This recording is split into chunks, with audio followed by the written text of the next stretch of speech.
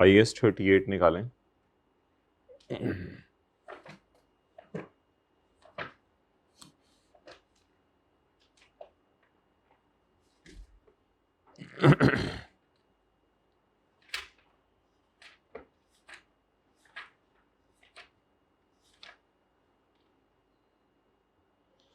Question number 14, page 1075।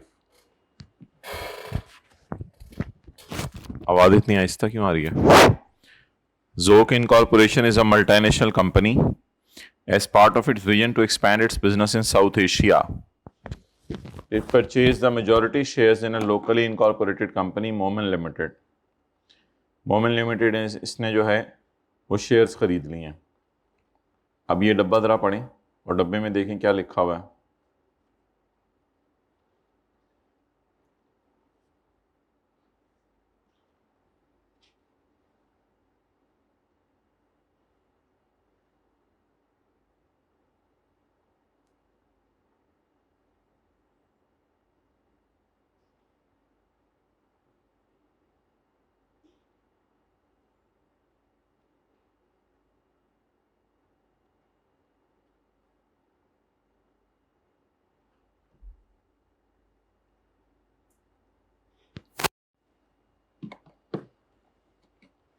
Date of acquisition, percentage of shares acquired by Zoc, total paid up capital of Momin Limited, and purchase price per share, net assets of Momin Limited, and fair value of net assets of Momin Limited. बनाएं जी, T account बनाएं।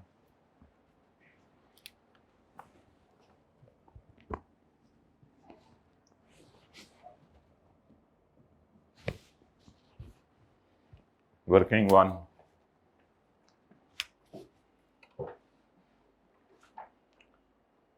Date of acquisition 1 January 2007, percentage acquired 90%, total paid up capital of Momin Limited यानी subsidiary का, total paid up capital of Momin Limited, subsidiary का जी कितना है subsidiary का शेयर कैपिटल? मैं देख लेता हूं। टोटल पेड अप के 500 मिलियन, तो रुपीज इन 1000 में कर लेते हैं या रुपीज इन मिलियन में कर लेते हैं। रुपीज इन मिलियन, डन जी। 500 मिलियन इसका शेयर कैपिटल है। आगे चलें।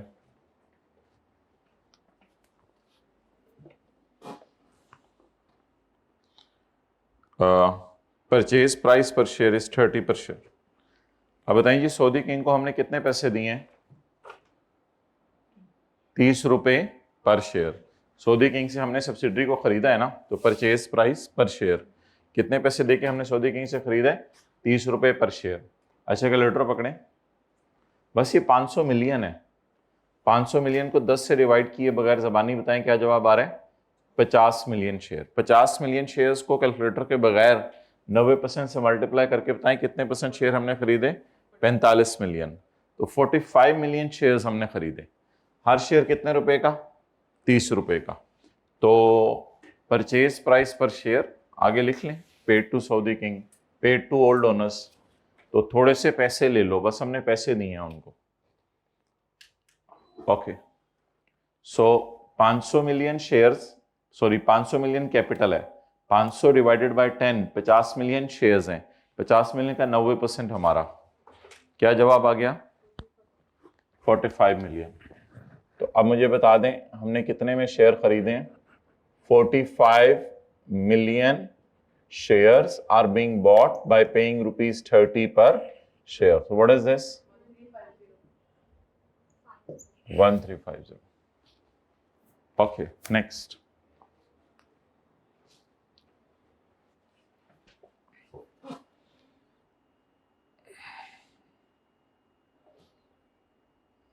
आगे, net assets of Momin limited as per 2006 audited financial statements. Momin limited के net assets as per 2006 financial statements यानी 31/12/6 पिछली रात। Fair value of net assets of Momin limited other than intangible, intangible को देख लेंगे फिर हम। अच्छा जी, आप मुझे बताएं कि हम शेयर कैपिटल और रिटेन्ड अर्निंग को कहते थे it is book value of net assets, लेकिन अगर इसमें सरप्लस डाल दें तो इसे कहते थे fair value of net assets. अब वो क्या कह रहे हैं, कहते हैं net assets of Momin Limited are 650 मिलियन, however the fair value of net assets is ये। अब ये क्या होगी फिर नेट एसेट्स की? Book value obviously. फिर ये क्या है? Fair value. अच्छा, नेट वैल्यू और फेयर वैल्यू के दरमियान डिफरेंस होता है सिर्फ सरप्लस, लेकिन सवाल है सिर्फ IAS 38 का, इंटेंजिबल्स का। शायद सरप्लस हो टेंजिबल्स के ऊपर, तो उसने हमें डिटेल बताई नहीं। अब मैं फर्क नहीं बता सकता कि बुक वैल्यू और fair value of net assets में किस वजह से फर्क है। उसने हमें नहीं बताया सरप्लस की रीजन, कि सरप्लस लैंड पे है, बिल्डिंग पे है, किस चीज के ऊपर है, उसने हमें सरप्लस की रीजन नहीं बताई। तो जब उसने हमें सरप्लस की रीजन नहीं बताई तो हमें भी लड़ने की जरूरत नहीं है। मेरे ख्याल से हम ऐसा करते हैं कि सवाल शुरू कर देते हैं यहां से सवाल शुरू कर देते हैं। ये फिगर गिवन है, हाँ इसमें इंटेंजिबल्स नहीं है तो उसमें उसका भी सरप्लस डाल लेंगे तो दोबारा एक फिगर निकाल लेंगे। लेकिन मेरे ख्याल से इस सवाल में ये वाले जो सरप्लस हैं ये शायद PPE के हैं जो मिसिंग है। बहरहाल ये फिगर गिवन है 650 इज द नेट एसेट्स, और इस पूरे की फिगर, ये फिगर गिवन है 1100, यानी कि ये फिगर 1100 है और 650 अवेलेबल है। लेकिन अब मैं 650 को यूज नहीं करूंगा, क्योंकि 650 में लैंड एंड बिल्डिंग का सरप्लस डालकर मेरे पास फाइनल फेयर वैल्यू आ जाएगी। तो जब फाइनल फेयर वैल्यू आ जाएगी तो वो ऑलरेडी गिवन है, अब सवाल से लड़ने की जरूरत नहीं है। लास्ट क्लास के सवाल के अंदर उसने बताया हुआ था the book value of net assets on acquisition date is इतने and fair value of net assets on acquisition date was इतने and the difference was due to a plant. आज डिफरेंस नहीं बताया हुआ, कल का जो क्लास वर्क का सवाल था। तो नो प्रॉब्लम, कोई मसला नहीं, leave it 650, just start with 1100. So if book value of net assets and fair value of net assets both is given, I must know what is surplus. Surplus क्यों आया है? But today I am ignoring it. Just ignore it. Whatever the reason of surplus may be. अच्छा, अब मेरे पास retained earnings भी missing है और मेरे पास कोई सरप्लस भी आए हुए हैं, मेरे पास कोई सरप्लस भी आए हुए हैं, लेकिन मैं क्या करूं, मुझे उनका डाटा अवेलेबल नहीं है। अच्छा, so what is the book value of net assets? इन दोनों को मिला के 650। वैसे आप रिटेन्ड अर्निंग कह सकते हैं कि 150 होंगी, इसमें कोई मसला नहीं है। ऑन सेफ एंड आप रिटेन्ड अर्निंग भी निकाल सकते हैं 150, लेकिन बाकी सरप्लस किन एसेट्स के ऊपर है वो मुझे नहीं पता। तो leave it, just leave it, just use hair fair value of net assets, हाँ एक्सेप्ट इंटेंजिबल्स। ये फेयर वैल्यू सारे नेट एसेट्स की नहीं है, सवाल कह रहे हैं इसमें इंटेंजिबल शामिल नहीं है। चलो खैर है, क्या जवाब आ गया? 1100।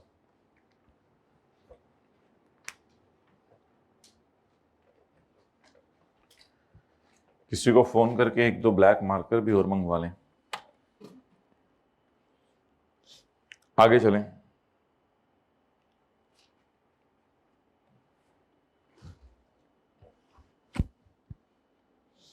अच्छा जी, यहां तक हो गया।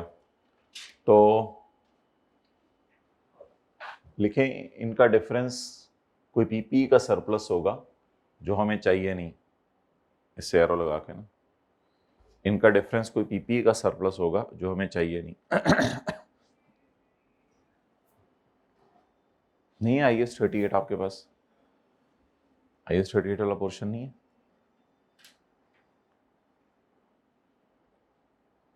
ओके, आगे चलें। अब इधर से देखें, आगे समझ आएगा। इधर देखें, मोमिन लिमिटेड। मोमिन लिमिटेड कौन है? पेरेंट है, सब्सिडरी है?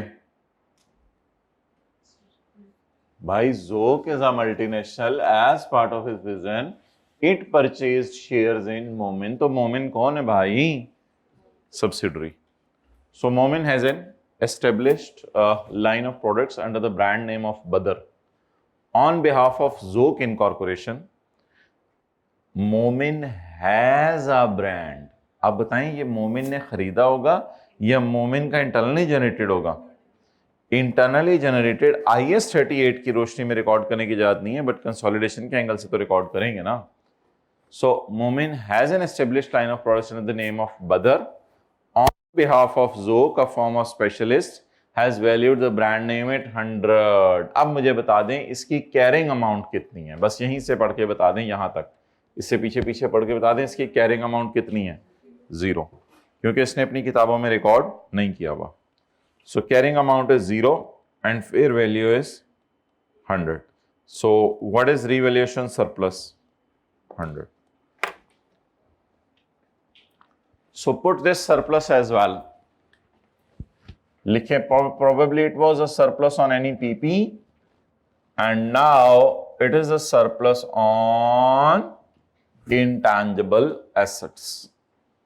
So it is a surplus on intangible assets. ये सरप्लस किसके ऊपर आ गया? हमारे इंटेंजिबल एसेट्स के ऊपर। ये किसी को कहीं गाड़ी में से ना केबल निकाल दें, चार्जिंग केबल होगी लगी हुई। Okay, what is the surplus on intangibles?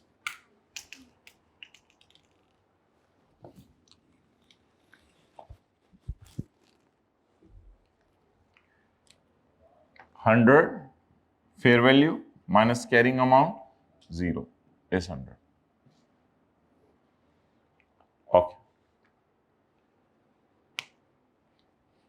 चलें आगे।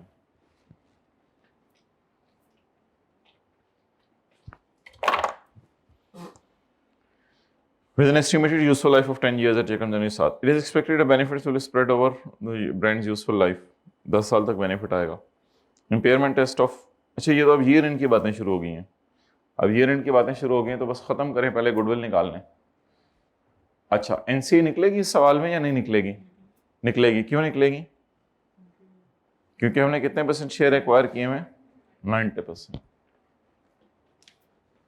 इसका टोटल करें 1200। What is this?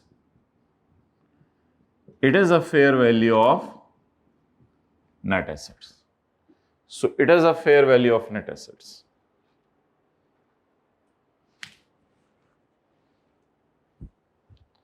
अच्छा, मुझे ये ना कहिएगा कि आपने डब्बे को यहां क्लोज क्यों कर दिया था। मैं मान रहा हूं यहां डब्बे को क्लोज नहीं होना चाहिए था, रिवैल्यूएशन सरप्लस इंटेंजिबल्स का भी इधर आना चाहिए था, लेकिन कोई मसला नहीं। अगर सवाल fair value of net assets थोड़े के एसेट्स की दे दे एक्सेप्ट इंटेंजिबल, तो इंटेंजिबल का सरप्लस डाल के fair value net asset final निकाल लें। तो ये ना कहें कि रिवैल्यूएशन सरप्लस इंटेंजिबल्स का इधर आना था, सवाल में डाटा ही नहीं दिया हुआ, तो मैं क्या करूं, बस मैंने fair value of net assets के साथ लिख दिया ना ब्रैकेट में एक्सेप्ट इंटेंजिबल्स। लेकिन ये फिर ऐसी फेयर वैल्यू नहीं है जिसपे प्रोपोर्शनेट शेयर आप निकालें, फिर इसमें इंटेंजिबल्स का सरप्लस डाला ताकि फाइनल ये फिगर आई। किसको बुला रहे हो? पता नहीं आना, उसने देखो उसे तो छोड़ो। Fair value of net assets. अब एनसीआई का प्रोपोर्शनेट शेयर निकालें, 1200 मल्टीप्लाइड बाय 10% जी 120 और गुडविल 270। सवाल की रिक्वायरमेंट नंबर बी है, prepare the ledger accounts of goodwill and brand. Ledger accounts बनाएं गुडविल के और ब्रांड के।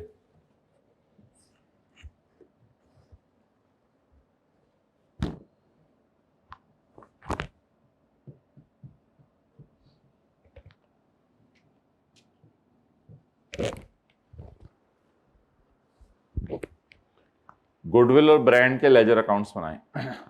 अब जब हम गुडविल और ब्रांड के लेजर अकाउंट्स बनाएंगे तो what we are supposed to do, इसमें हमने क्या करना है, इसमें हम लिख देंगे कि 1 जनवरी 7 को एडजस्टमेंट अकाउंट से गुडविल आई थी कितनी, 270, और 1 जनवरी 7 को ब्रांड की वैल्यू आई थी एडजस्टमेंट अकाउंट से 100।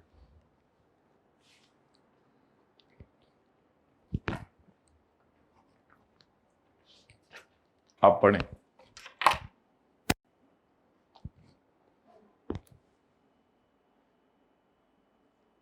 An impairment test of Goodwill brand was carried out on 31 December 2007, which indicated that impairment of 50 million the value of Goodwill. तो ब्रांड इंपेयर नहीं हुआ, लेकिन ब्रांड अमोर्टाइज तो होगा ना, इसकी लाइफ 10 साल है. गुडविल की इंपेयरमेंट जी कितनी? 50. Carry down 220. ब्रांड की there will be no impairment as per question, so amortisation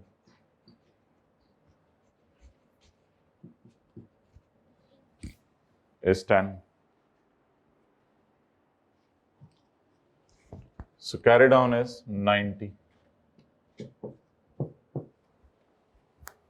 Brought down 220 and brought down 90.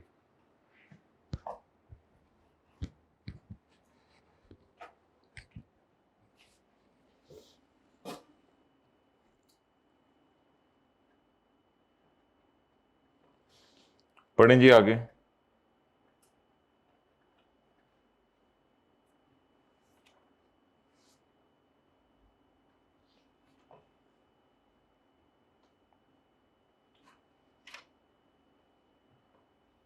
हजरत ये भेज दो,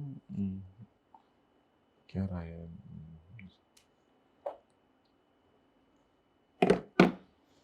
ओके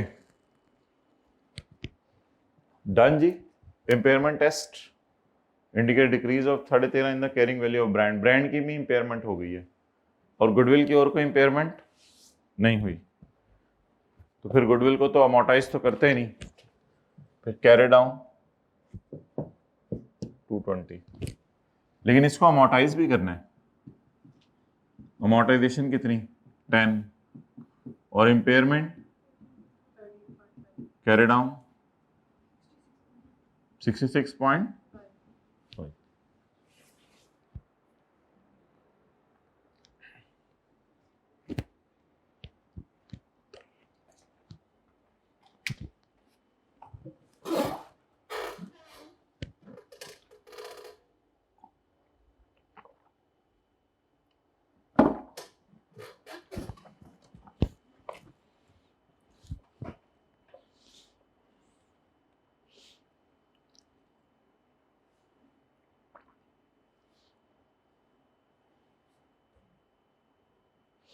जी लेक्चर नोट्स कौन बना रहा है? कैसे किस तरतीब से पढ़े हैं? कोई भी नहीं बना रहा. चलो. Apple limited is in the process of finalizing its consolidated financial statements for the year ended 30 June 2018, page 1071.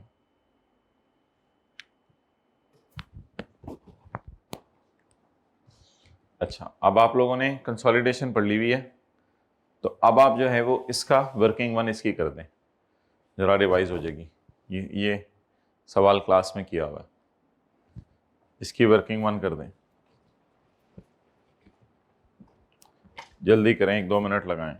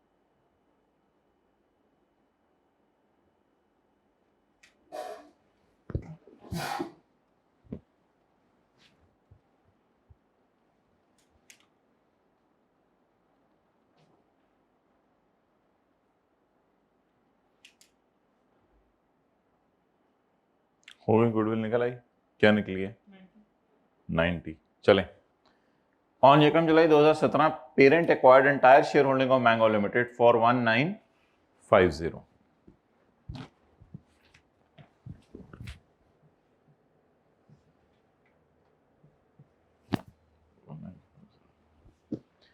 Fair value of net assets appearing in subsidiaries books on the acquisition date are given below.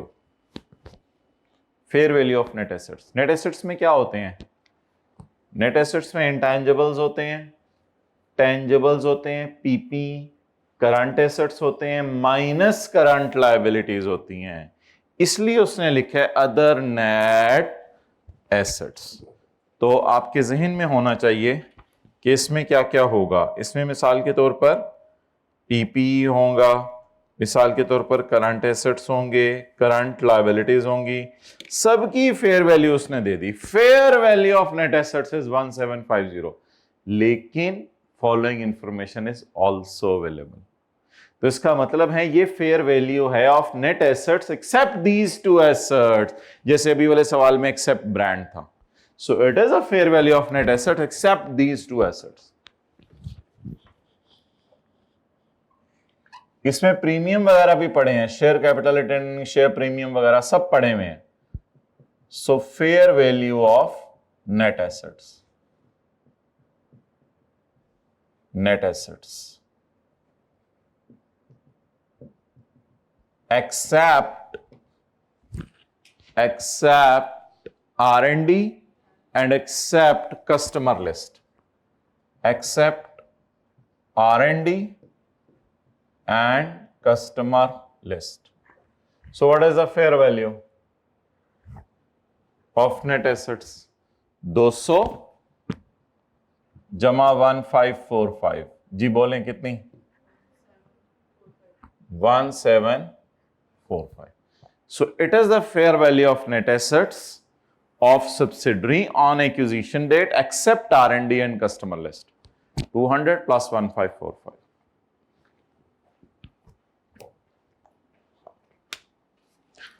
Till acquisition date, ML had incurred R&D of 80 million on product D, but this could not be recognized as asset because the recording criteria was not met.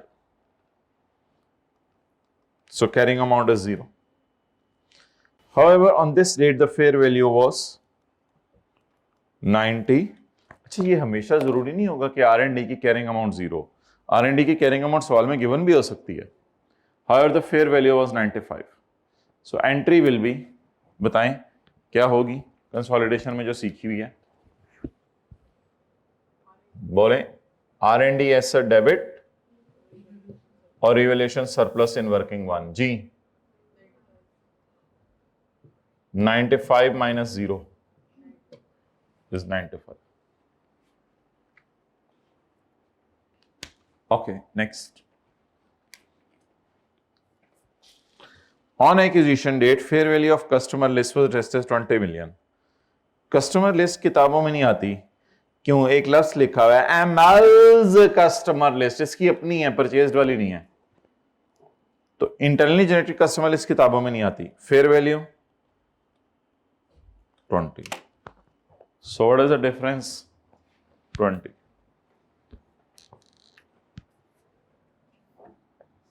Ji customer, sorry ये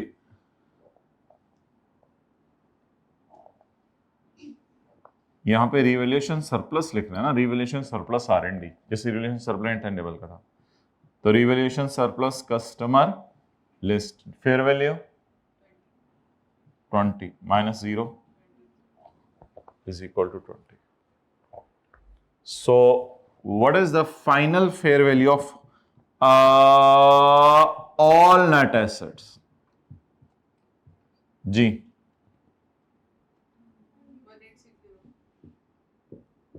goodwill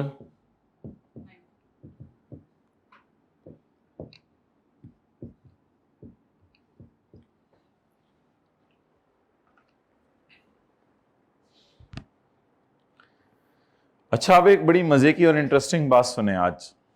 हालांकि इस सवाल के अंदर इस बात के पता चलने से कोई फायदा नहीं होगा, लेकिन एक बड़ी इंटरेस्टिंग बात सुने। जब हम कंसोलिडेशन के सवाल करे होते थे ना, तो उसमें एस की बैलेंस शीट ऑलरेडी गिवन होती थी, तो उसमें चीजें बुक वैल्यू पे पड़ी होती थी, तो बैलेंस शीट में जाके सरप्लस डाल देते थे।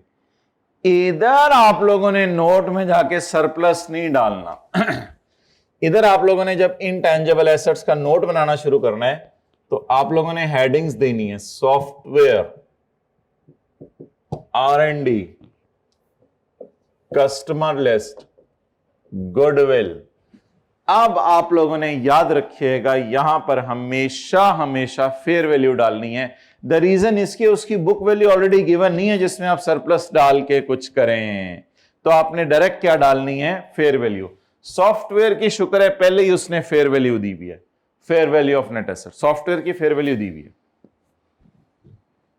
सॉफ्टवेयर की फेयर वैल्यू दी हुई है। तो इधर आप लोगों ने आप पेपर में जहां आप एडिशंस डालते होते हैं, ओपनिंग लिखते हैं, फिर आप क्या लिखते हैं, एडिशंस। एडिशंस में आप हेडिंग देते हैं business combination, internally generate purchase नहीं, बिजनेस कॉम्बिनेशन।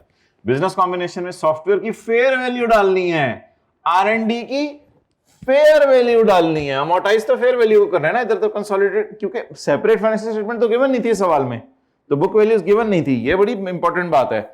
अच्छा, आज कोई खास फायदा नहीं हुआ हमें, क्योंकि आज के सवाल में फेयर वैल्यू और सरप्लस, फेयर वैल्यू और सरप्लस बराबर था, तो देखने वाला समझ रहा होगा मैं सरप्लस लेके जा रहा हूं, लेकिन हकीकत में लिख लें, इधर आप लोगों ने क्या लेके जाया करनी है, फेयर वैल्यूज। कंसोलिडेशन के सवालों में बैलेंस शीट के फेस पे क्या लेके जाते थे, सरप्लस, क्योंकि वहां बुक वैल्यूज पहले से पता पड़ी होती थी।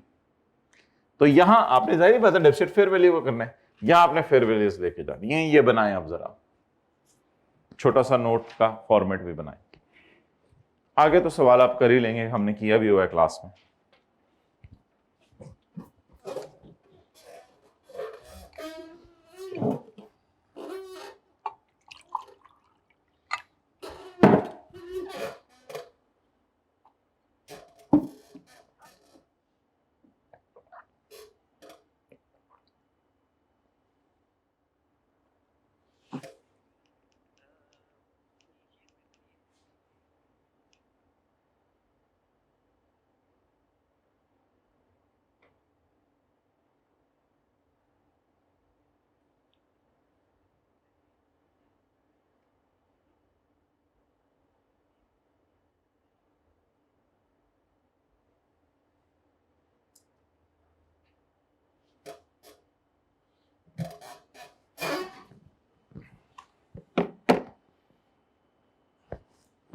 डन, चलें।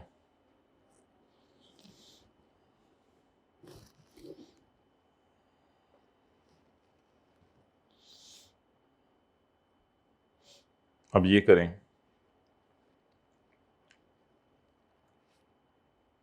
क्वेश्चन 22।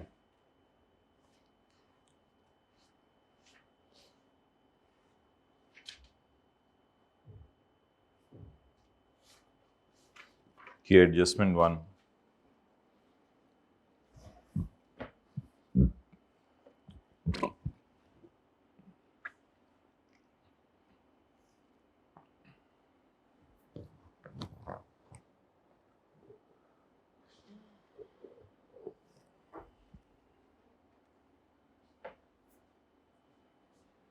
आज average limited is preparing it's consolidated financial statements for the year ended 30 June 2024।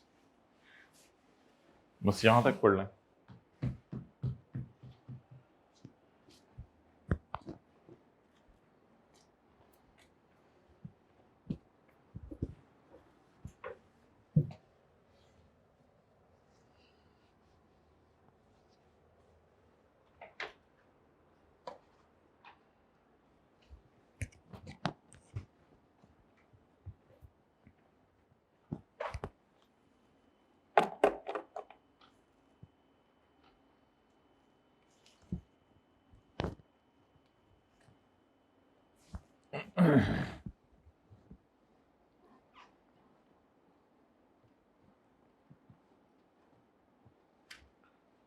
AL acquired the entire shareholding of X Loop limited for rupees 4140 million, and the carrying amount of net assets appearing in Excel's books on the acquisition date are provided below.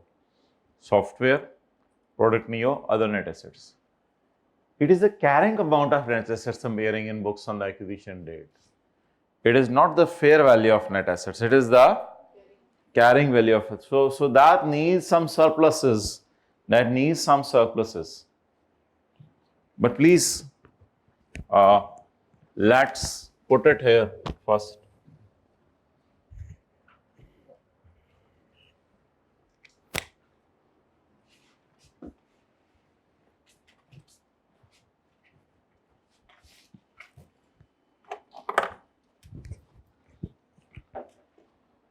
चार सौ 210 2880 इसको ना इसी तरह लिखा करें.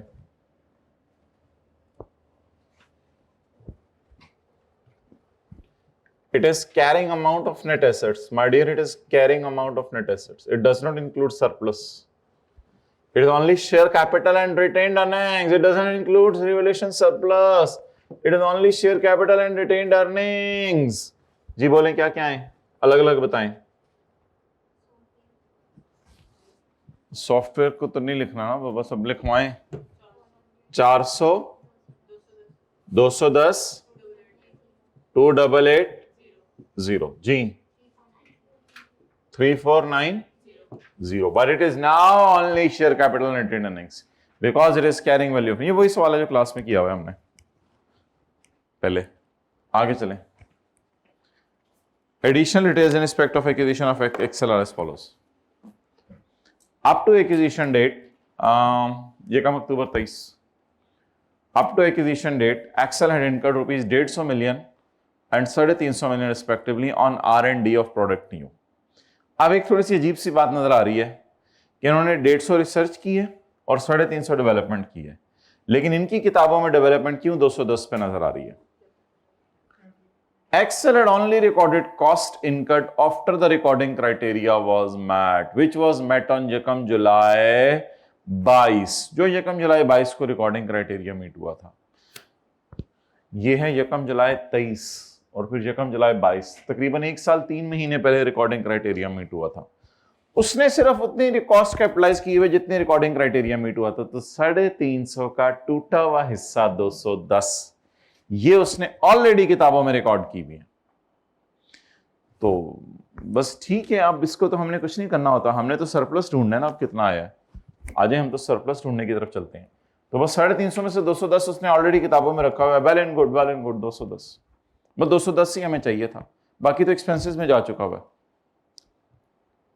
On the acquisition date, the fair value of this R&D was 600. This fair value can be attributed to research and development. ये अलग अलग नहीं करनी चाहिए. मैंने आपको कहा था जब आप परचेज कर लेंगे तो R&D में अलग अलग नहीं करेंगे, ये पूरी की पूरी फेयर वैल्यू रिकॉर्ड होगी. अब कोई अच्छा बच्चा मुझे बताए कैरिंग अमाउंट क्या है और फेयर वैल्यू क्या है. अब आप मुझे बताएं what is carrying amount and what is fair value.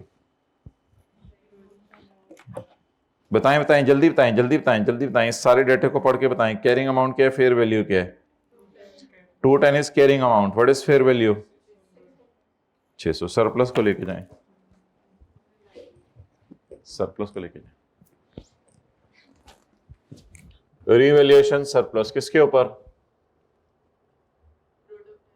Product के ऊपर जी. Fair value 600, carrying amount surplus.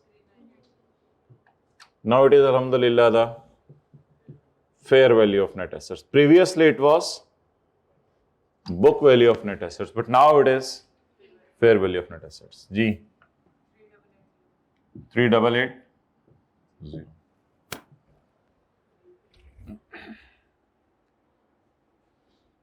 लेकिन मुझे एक चीज बताएं, जब आप पीपी इंटेंजिबल्स का नोट बनाएंगे तो उसमें क्या लेके जाएंगे. इंटेंजिबल्स के नोट में क्या लेके जाएंगे, 210 लेके जाएंगे या 390 लेके जाएंगे, 600 लेके जाएंगे. ये सवाल ज्यादा मजे का था क्योंकि पिछले सवाल में देखें 95 और 20 लेके जा रहे थे फेयर वैल्यूज थी, और इस सवाल में 600. बस 600 को स्टार लगा ले.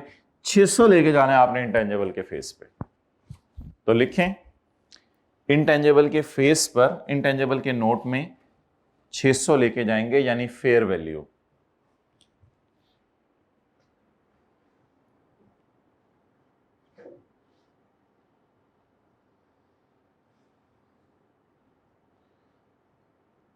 अच्छा, अब मुझे बताएं कि पिछली क्लासों में हम क्यों नहीं ये लेके जाते थे?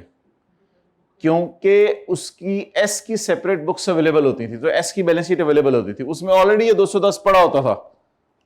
लेकिन अभी तो हमने स्क्रैच से इंटेंजिबल का नोट खड़ा करना है ना, तो जब हमने स्क्रैच से इंटेंजिबल का नोट खड़ा करना है, तो किसी को नहीं मजा आ रहा 600 का, तो 210 जमा 390 ले जाए। लेकिन लेके आपने 600 डायरेक्ट जाने, वो ज्यादा बेहतर है। और कितने में खरीदा है हमने? 4140 इन्वेस्टमेंट, और गुडविल 260, ये भी लेके जाएंगे। I hope it's done now. ये 2 सवाल थे, 2-3 सवाल जो हमने करने थे। आइए स्टल निकालें।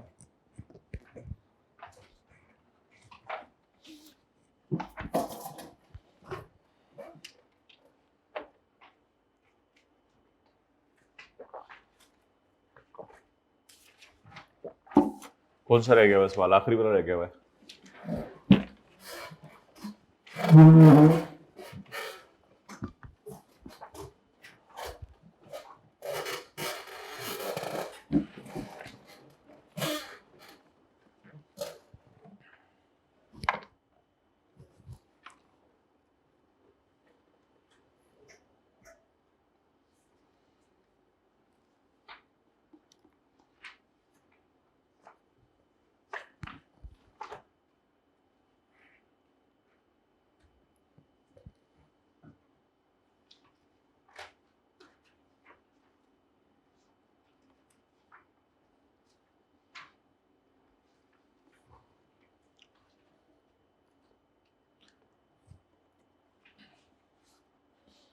Compute the DTL/A to be recorded in the balance sheet.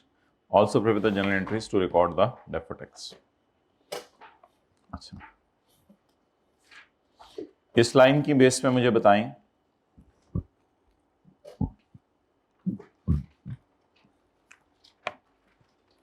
कि 2024 में करंट टैक्स की वर्किंग में कौन सा रेट जाएगा? करंट टैक्स की वर्किंग में जल्दी बताएं।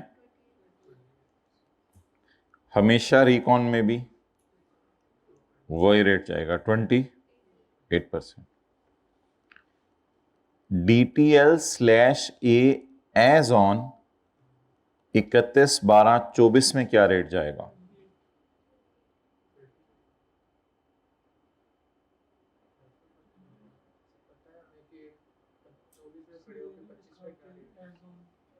अच्छा, अब ये बच्चे कह रहे हैं कि हमें ये नहीं पता चल रहा कि 24 में खड़े होकर 25 का रेट ये है।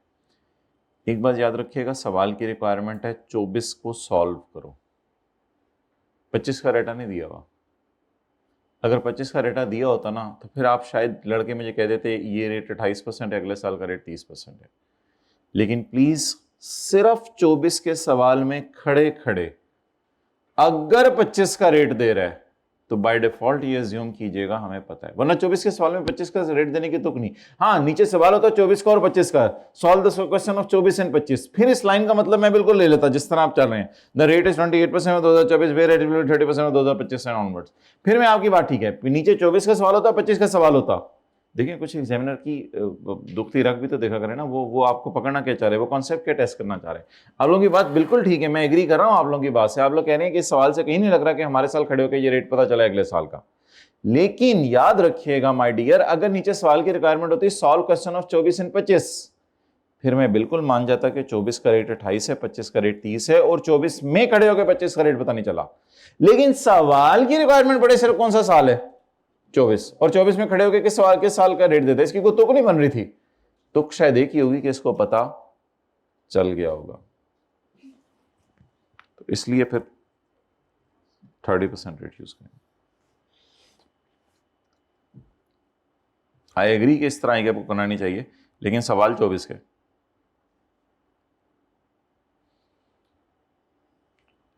ओके,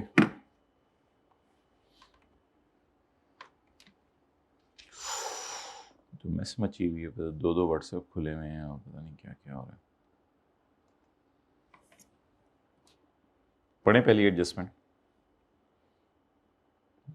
तो वेले बने की इंतहा होती है, ऊपर देखने लग जाते हैं क्या हो रहा है, कौन सी विंडोज खुली हुई है, कौन सी बंद कर रहे हैं।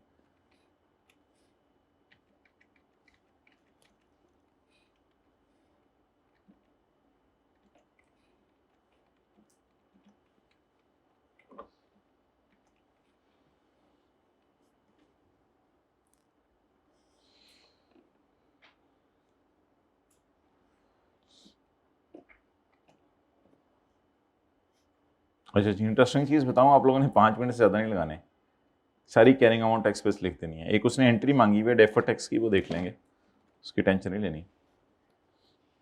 बस थोड़ा सा ना बड़े हो जाए, अब डायरेक्ट कैरिंग अमाउंट बताएं। As a 31 December KL revaluates property plant and equipment resulting in revaluation surplus of 116। The revalued carrying amount as at 31 December 24 was 660.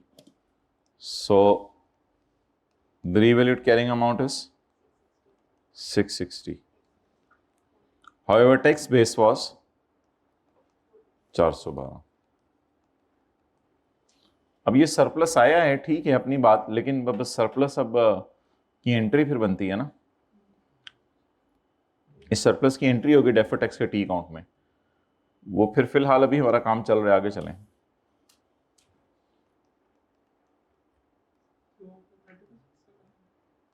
हाँ, रेट तो 30% लगेगा साथ साथ। Okay, next, KL received a government grant of 20 million in December 2024 as compensation for losses sustained due to flood in March 24। KL treated this grant as related to income. तो अगर ये grant income में चलेगी तो फिर ये आप लोगों को पता है, आप लोगों ने R1 पढ़ा हुआ है, बैलेंस शीट में फिर ये ग्रांट आई होगी? नहीं, बैलेंस शीट में ग्रांट नहीं आई होगी, तो कैरिंग अमाउंट बता दें, 0।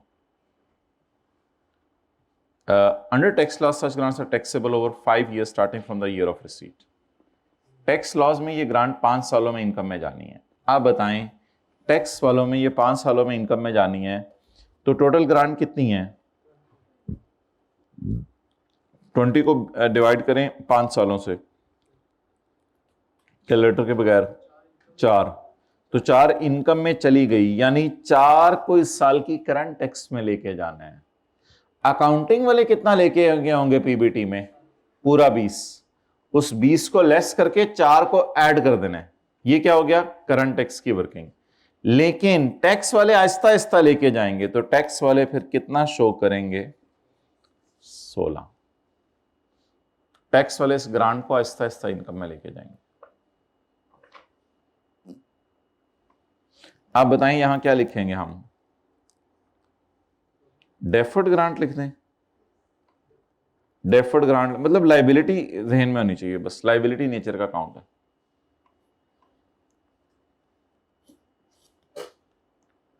करंट टैक्स की वर्किंग में क्या करेंगे? 20 को लेस करके 4 को ऐड कर देंगे।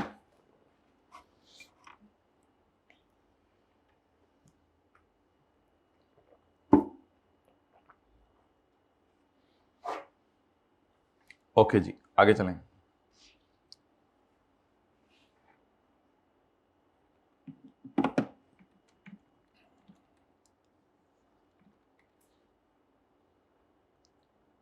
On 31 December 24, KL held 50 cows, measured at fair value less cost to sell of 18 million. Biological asset. As per IS 41, fixed assets किस पे? ये biological assets किस पे पढ़ने चाहिए? fair value माइनस, हो सकते हैं इनकी फेयर वैल्यू होती है 19 और कॉस्ट टू सेल होती है 1 रुपया, हो सकते हैं इनकी फेयर वैल्यू होती है 18.5 और कॉस्ट टू सेल होती है 5, तो fair value minus cost to sell पे पड़े हैं, पड़े भी इसी पे होने चाहिए। Fair value cost to sell, these cows were purchase for 15 million, लेकिन इनकी ओरिजिनल कॉस्ट 15 है। ओरिजिनल कॉस्ट हो सकता है 1 साल पहले खरीदे हो सकता है 2 साल पहले खरीदे हो। टैक्स वाले जो है वो कहते हैं cost of biological asset is allowed as an expense when sold और यूज्ड। जब आप सेल कर दें या यूज कर लें तो फिर इसको एक्सपेंस में डाल दें। अब यूज्ड मतलब ये कि इसका मतलब ये नहीं कि साथ साथ यूज़ कर रहे हैं तो डेप्रिशिएट करें। अब आप करेंगे ये कि जब ये सेल होगी ना, तब टैक्स वाले कह रहे हैं इस 15 रुपए को आप एक्सपेंस में डाल दें। जब कभी is allowed as an expense when sold, जब सेल हो जाए तब इसको एक्सपेंस में डाल दें, और जब यूज हो जाए टोटली फुली यूज हो जाए तो एक्सपेंस में डाल दें। तो फिलहाल आप जो है वो इस 15 को परचेज के वक्त एक्सपेंस में नहीं डालने को कह रहा कि मैं कहूँ टैक्स बेस वो कैरिंग अमाउंट 0 है, सो इसलिए कैरिंग अमाउंट ले लें। कितनी लेंगे, और बोले ना कितनी लेंगे। टैक्स वाले बताएं रखेंगे किस पे, अब आप बताएं टैक्स वाले रखेंगे किस पे। अगर टैक्स वाले कह रहे हैं कि इस फिगर को हमने एक्सपेंस में डालना है, और मुझे बताएं इसको एक्सपेंस में डालने का वो किस वक्त कह रहे हैं, कि किस वक्त हम इसको एक्सपेंस में डालेंगे, जरा सोच के बताएं। टैक्स वाले कह रहे हैं हम इसको उस वक्त एक्सपेंस में डालेंगे जिस वक्त बेचेंगे। मुझे बताएं क्या बेच दिया है या अभी तक हमारे पास पड़ी हुई है, अभी तक हमारे पास पड़ी हुई है। दूसरा सवाल, टैक्स वाले कहते हैं जब इसे यूज कर लेंगे तो एक्सपेंस में डालेंगे। ये इसने बहुत वेग बात की है कि जब इसे यूज कर लेंगे तब इसे एक्सपेंस में डालेंगे। आप मुझे जरा सोच के बताएं, अगर इसे यूज कर लेंगे तब एक्सपेंस में डालेंगे, तो किसे यूज कर रहे हैं या कर लिया है, कर रहे हैं या कर लिया है, कर रहे हैं, कर लिया है तो नहीं ना। तो बस फुली यूज लिखना चाहिए था इधर, और फुली यूज्ड या बिल्कुल यूज लाइफ के एंड पे आ जाए। यानी कही था ये होता है चीज अब बिकती नहीं है, इस वजह से शायद उसने डाला है।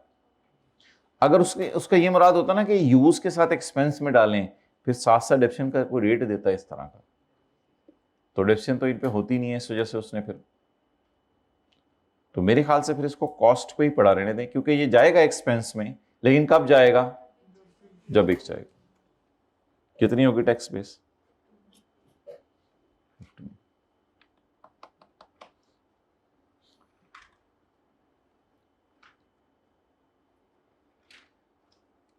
आगे चलें भाई। ये तस्वीर पर जरा भेजना समीर को, यहां 2024 लिखा होना चाहिए था।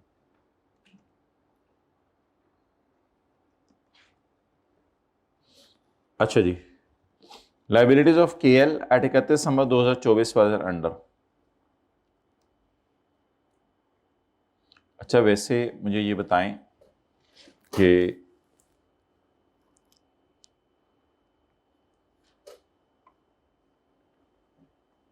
अगर ये लिखा होता these cows were purchased for 15 million on यकम जनवरी 24, तो करंट टैक्स में कितना आप लेके जाते, करंट टैक्स में,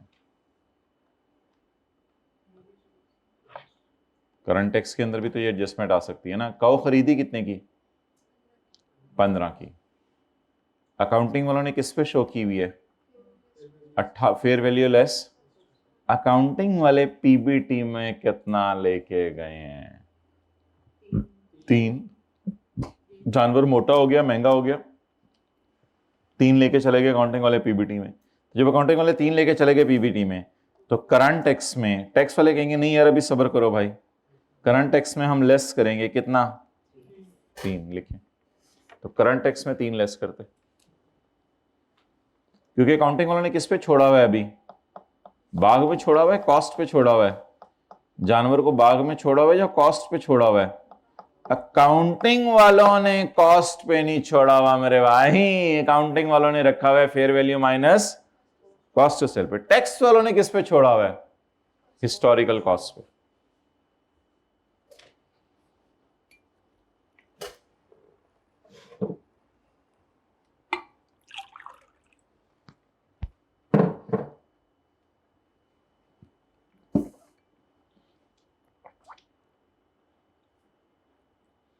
ओके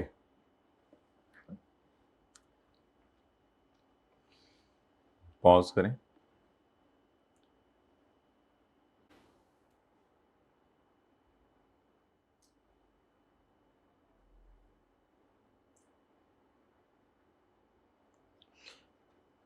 आप देख के हैं ये दोनों कमरे खुल सकते हैं लाइब्रेरी के तौर पे,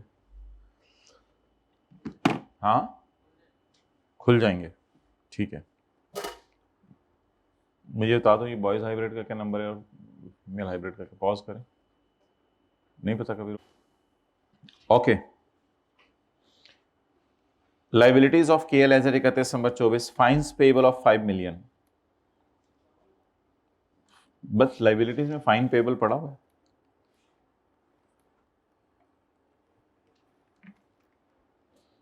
during the year KL also paid fines to various authorities amounting to 11 million. इस साल हमने 11 मिलियन के फाइन्स पे किए हैं। नहीं कौन सा किसका है कौन सा किसका है ये मैं पूछ रहा हूं। चलो ठीक है, खुलवा दें। बैठे हुए लाइब्रेरी के तौर पर, किसमें बॉय है किसमें गर्ल, ये मैं पूछ रहा हूँ। ये और 3 किसका है? पॉज कर दें। अच्छा जी, एक्सपेंस बोलें, फाइन एक्सपेंस कितना है? ओपनिंग पेबल इधर आएगा ना, इधर क्या आएगा? Closing payable. इधर क्या आएगा बोलें? P&L। और इधर क्या आएगा? कैश। तो बोलें पेबल कितने हैं? 5 और पेमेंट 11। डन। अब P&L बता दें कितना है? कितना? 16। अब मुझे बताएं how to tackle prepare T account in current tax working. Record income, record reverse expense, record cash नहीं, ये अजीब वाला सिनेरियो है। In current tax working 16 will be deduction not allowed, क्योंकि ये तो परमानेंट डिफरेंस है। इसमें पेमेंट देखी जाती है या इसमें एग्जैक्ट खर्चा सिर्फ देखेंगे? ये सबर है, शुक्र है या अजीब सिनेरियो है? अजीब सिनेरियो में बस 16 को डिडक्शन नॉट अलाउड में डाल दीजिएगा, ये करंट टैक्स में चला जाएगा। लेकिन मैंने करंट टैक्स की वर्किंग नहीं करनी, इसलिए ये 11 रुपए परेशान करने के लिए दिए थे उसने हमें।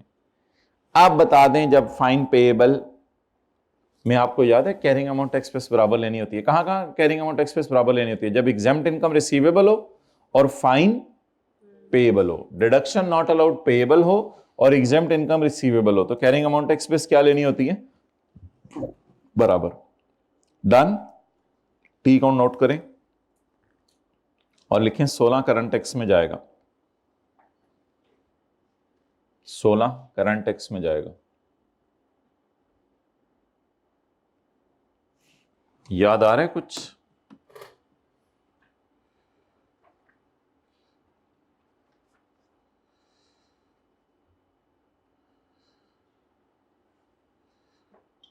भाई कुछ लोगों ने तो हर वक्त ही मोबाइल हाथ में पकड़ा होता है।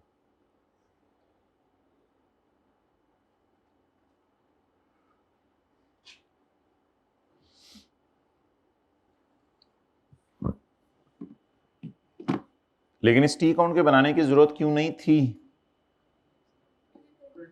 क्योंकि डेफर्ड टैक्स की वर्किंग सिर्फ कर रहे हैं। लेकिन मैंने क्यों बनाया? ताकि बता दूं 11 रुपए का क्या करना है। लेकिन अभी इस सवाल में कुछ नहीं करना था। आगे, unearned under the tax laws fines are not allowed deduction. इस वजह से unearned commission is 48 million. Unearned commission is 48 million. While commission is taxable on receipt basis, how to tackle? Prepare T count. Commission.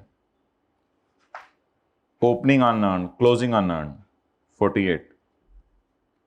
Cash आया 48. लेकिन इस T account की जरूरत नहीं है, बस टैक्स बेस 0 ले लें। करंट टैक्स की वर्किंग में क्या करना है? 48 ऐड करना है, 48 ऐड करना है, क्योंकि रिसीट बेसिस पे चल रहे हैं। अच्छा, रेट क्या है इसका? 20%। Difference 48, difference 3, difference 16, difference 248। Okay, आगे चलें।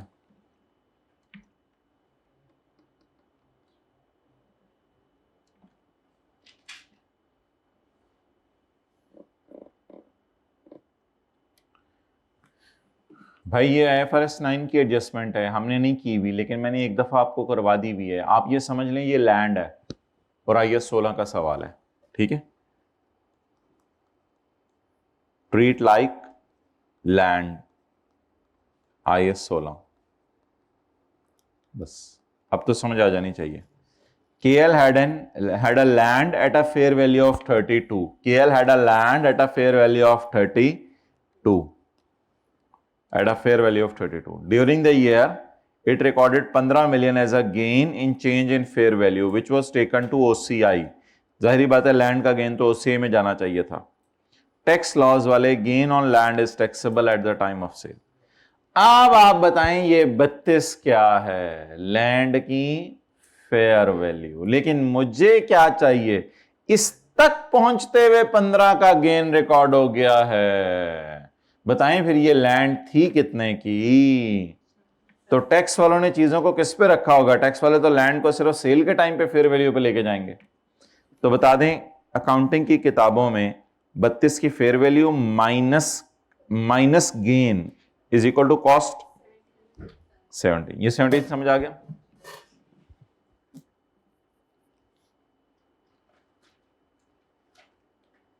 डन।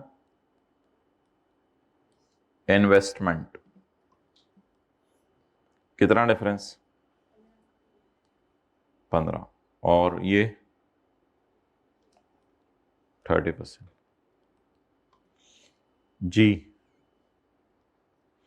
एसेट है, liability, asset, liability, asset, asset, liability, asset, liability, liability, asset. If carrying amount of asset is greater than a tax base of asset, it is always result in TTD. DTL बताएं।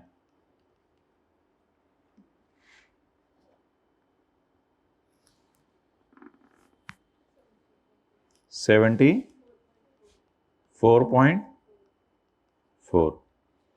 इधर बताएं क्या? 4.8। DTL DTA rule कौन सा लगेगा? If carrying amount of liability is greater than वाला rule नहीं लगेगा, if carrying amount of liability is less वाला रूल लगेगा। तो फिर तो ये DTL बन जाएगा। रूल 4 रिवाइज कर लीजिएगा जाके। आगे चलें।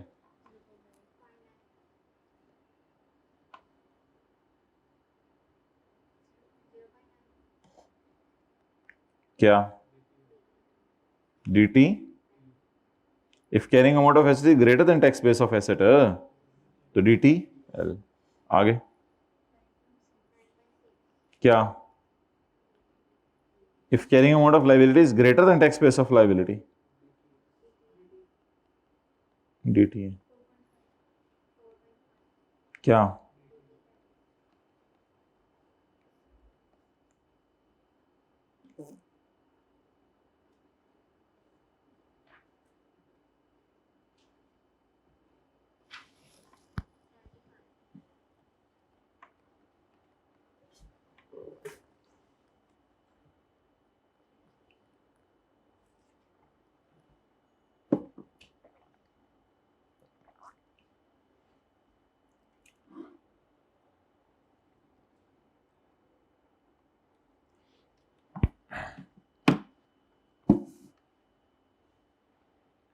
ओके अब सवाल की अगली रिक्वायरमेंट पढ़ें। हाँ जी।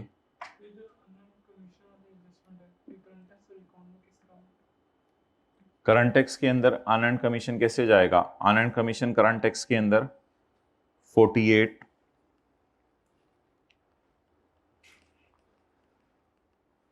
PBT कुछ पढ़ा होगा सवाल में।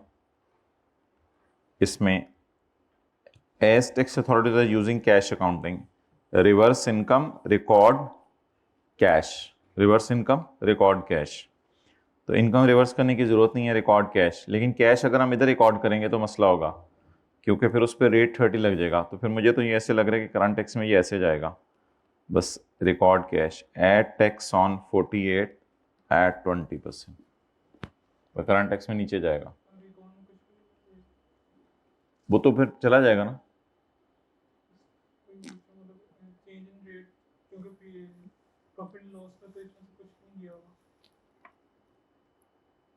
हाँ वो देख लेंगे, वो कोई नहीं, इसका मतलब वो करके देख लेंगे जी।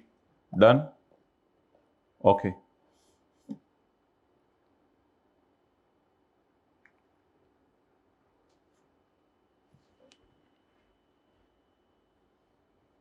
रिकॉन में बात कर लो ना, रिकॉन में क्या जाएगा। रिकॉन में जब हम पकड़ेंगे तो पीबीटी में तो इसका कुछ भी नहीं पड़ा होगा, तो उस पर रेट लग जाएगा पीबीटी में, लेकिन इसको फिर हमें ऐड करके शो करना पड़ेगा क्योंकि सीटी में तो पड़ा हुआ है ना, मतलब पीबीटी में ये नहीं पड़ा हुआ, तो जब हम रेट लगाएंगे तो इस पर तो रेट नहीं लगेगा, लेकिन हमारे सीटी में तो पड़ा हुआ है। जल्दी बताएं ना, हमारे सीटी में तो पड़ा हुआ है, तो जब हमारे सीटी में पड़ा हुआ है, बस सिंपल मेरा सवाल बताएं, पीबीटी में पड़ा हुआ है नहीं पड़ा हुआ है इसकी इनकम? कोई नहीं पड़ी हुई ना, उल्टा ही नहीं आपने, कोई पीबीटी में पड़ी हुई है? नहीं पड़ी हुई।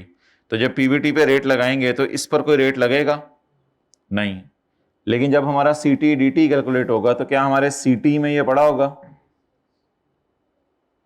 जब सीटी में पड़ा होगा तो सीटी में अब इस पर टैक्स लग गया होगा, पीबीटी में नहीं लगेगा, तो फिर इकॉन में तो फिर ये दोबारा 48 एट 20% ही एक फिगर नहीं डालनी पड़ेगी, 48 एट वो। डन।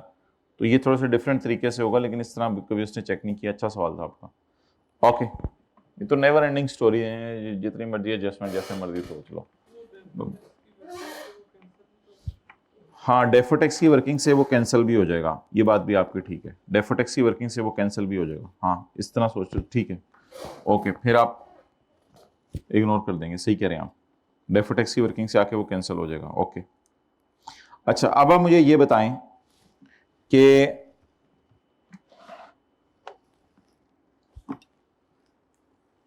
डेफोटेक्स की उसने एंट्रीज मांगी हैं, डेफोटेक्स की जो उसने एंट्रीज मांगी हैं उसमें डेफोटेक्स का टी काउंट बनाएं, डेफोटेक्स का टी काउंट बताएं जी। Carry down 75। अब बताएं ये जो 75 है, ये आप जरा तसल्ली से देखिएगा, ये जो 75 है ब्रॉड डाउन तो सवाल में गिवन नहीं है ही जीरो। ब्रॉड डाउन इसलिए जीरो है कि सवाल के अंदर कोई ओपनिंग एसेट्स उसने बताए हैं हमें या नहीं बताए। Yes, the business was incorporated in 2024, इसलिए ब्रॉड डाउन जीरो हो गया। आगे आप बताएं कैसे इस अकाउंट को टैली करेंगे।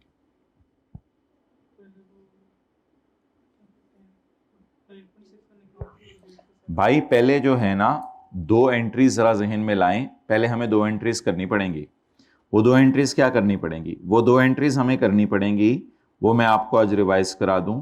पीपी डेबिट, रिवैल्यूएशन सरप्लस इन ओसीआई क्रेडिट और डीटीएल क्रेडिट। बताएं कितना सरप्लस आया है टोटल पीपी पर, कितना सरप्लस आया है? 116। 116 का सरप्लस आया।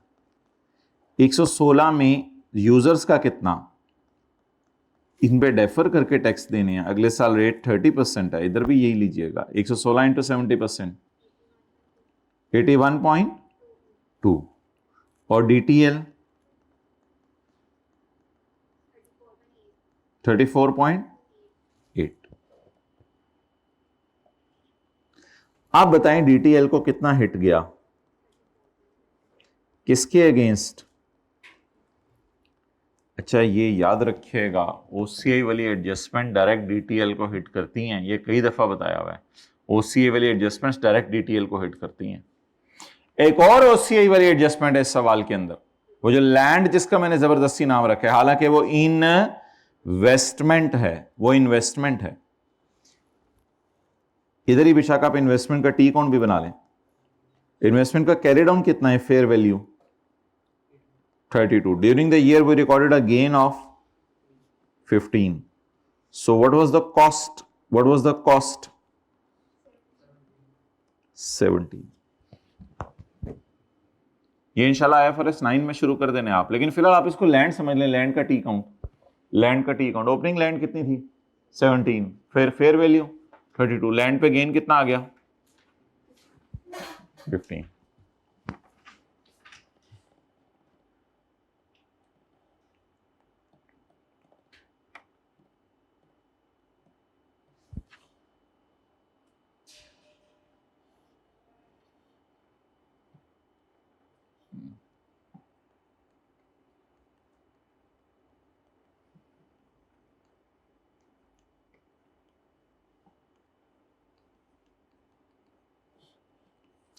बताएं। हाँ जी,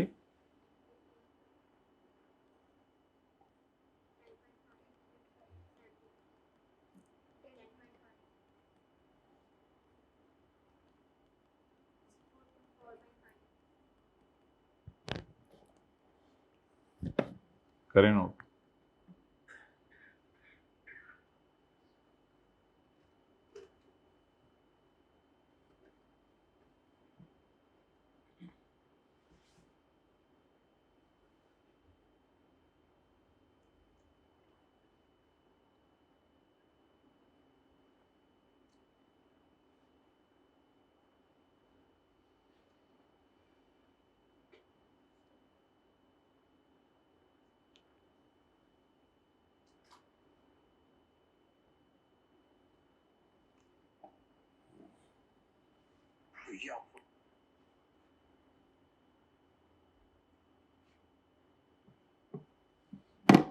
ओके, डन।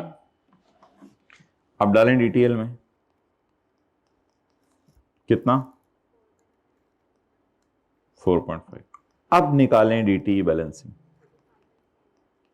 35.0।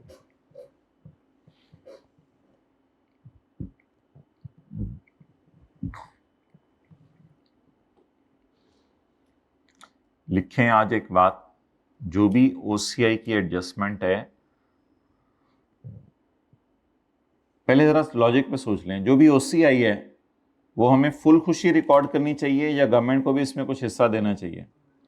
तो डेफर करके टैक्स देने की लायबिलिटी हम रिकॉर्ड करते हैं। तो लिखें जो भी ओसीआई की एडजस्टमेंट है सवाल में, वो हमेशा डीटीएल को हिट किया करेगी। जो भी ओसीआई की एडजस्टमेंट है सवाल में, वो हमेशा डीटीएल को हिट किया करेगी।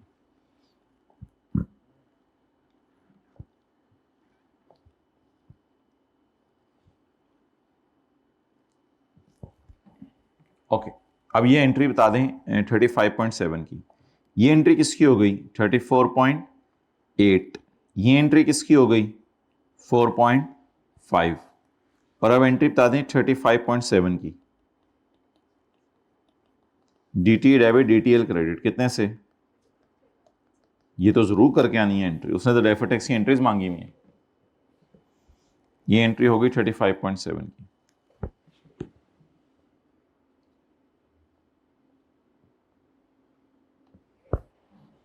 अब ये हमने एंट्रीज करके आनी थी पेपर में, इस तरह उसने पहली दफा पूछे, जर्नल एंट्रीज।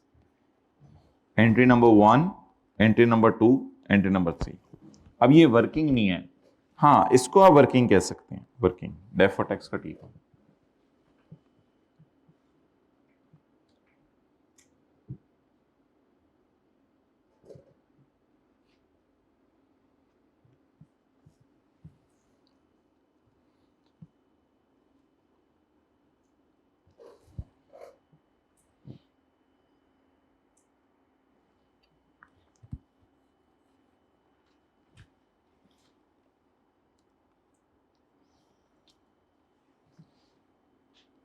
अच्छा, आईकेप ने अपने सॉल्यूशन में इनको ऐसे किया हुआ है,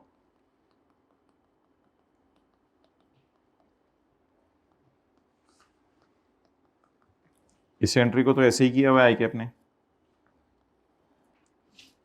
और इस एंट्री को उसने ऐसे किया हुआ है।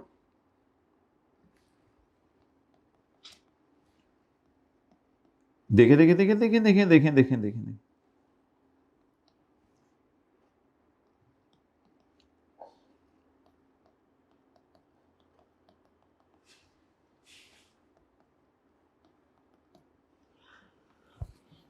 जी वजह बताएं।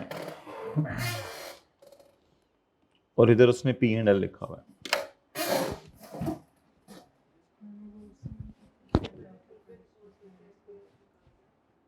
असल में ना बात बहुत पुरानी है, बिल्कुल भूल जाती है।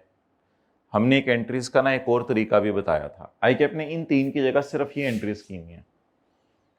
इसकी वजह सुने, हमने एक दिन एंट्री सीखी थी पीपी डेबिट सरप्लस इन ओसीआई क्रेडिट 116, पहली क्लास में हमने एंट्री सीखी थी पीपी डेबिट सरप्लस इन ओसीआई क्रेडिट। एक ये भी तरीका है, यानी सरप्लस में पूरा 116 ले जाओ। फिर बाद में जब ख्याल आए कि मैं सरप्लस में पूरा 116 ले गया हूं, तो सरप्लस में तो इतनी खुशी नहीं जानी चाहिए थी, तो फिर सरप्लस इन ओसीआई को डेबिट करके और डेफर करके टैक्स देने की लायबिलिटी को क्रेडिट कर लो।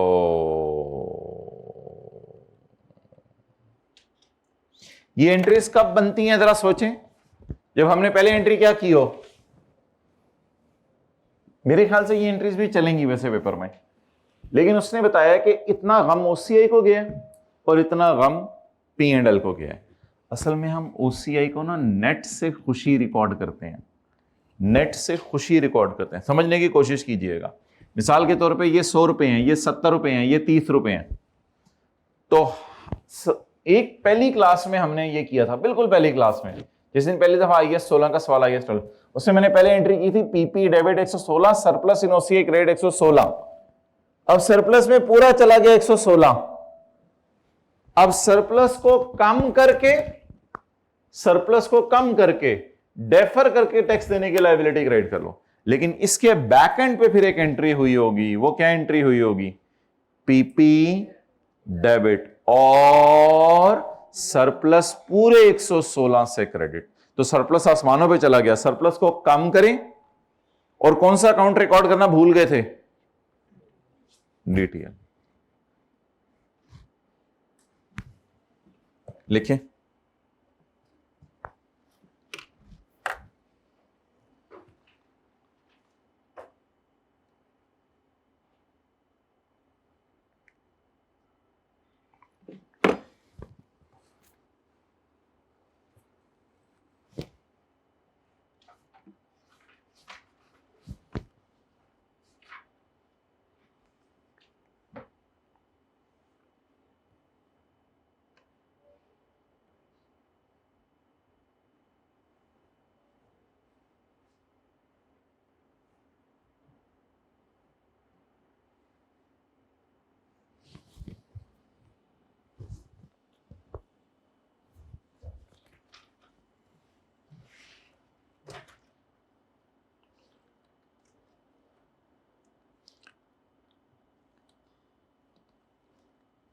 इसमें फिर पहले ये जर्नल एंट्री हुई होगी। क्या जर्नल एंट्री इससे पहले हुई होगी? बोलें। पीपी डेबिट और सरप्लस क्रेडिट। सरप्लस में कितना चला गया? ओसीए में कितना चला गया? पहले 116।